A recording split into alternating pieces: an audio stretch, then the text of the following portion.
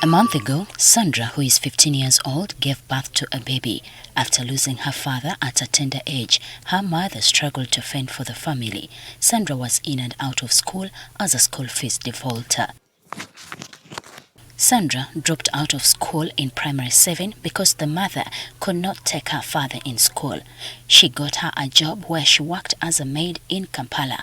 Before then, she began a relationship with a young man and she got pregnant. Sandra was not aware that she was pregnant until 7 months later when her boss realized and sent her back to her mother's home. Out of fear, she considered having an abortion, but her mother dissuaded her.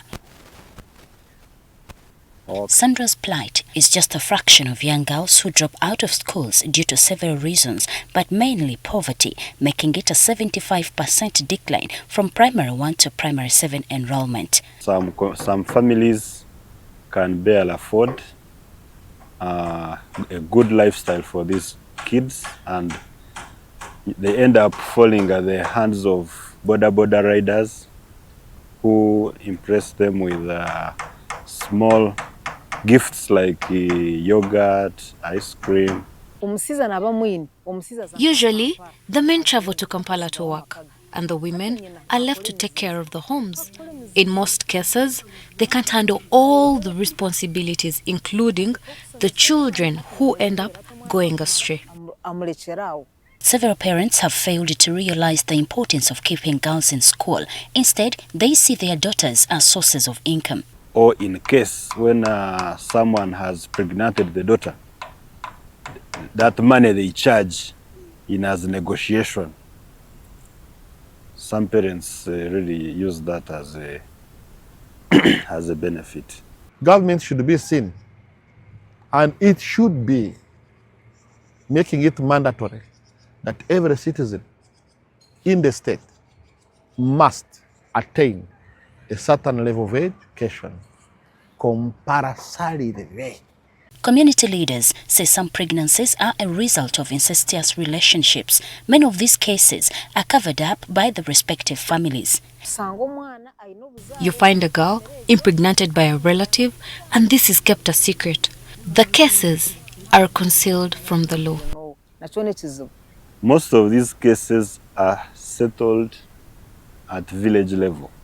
They only escalate to police when it is maybe defilement and maybe someone is not cooperative.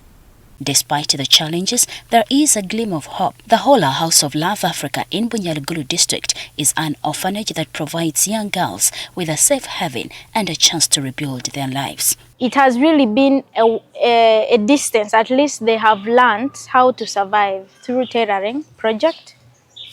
And by doing that, some have at least tried maybe to work on maybe their neighbors' clothes. After producing, because they don't have what to do and they don't have income, they resort to abandon their children. And I thank God that those ones we are helping now, they are holding their babies.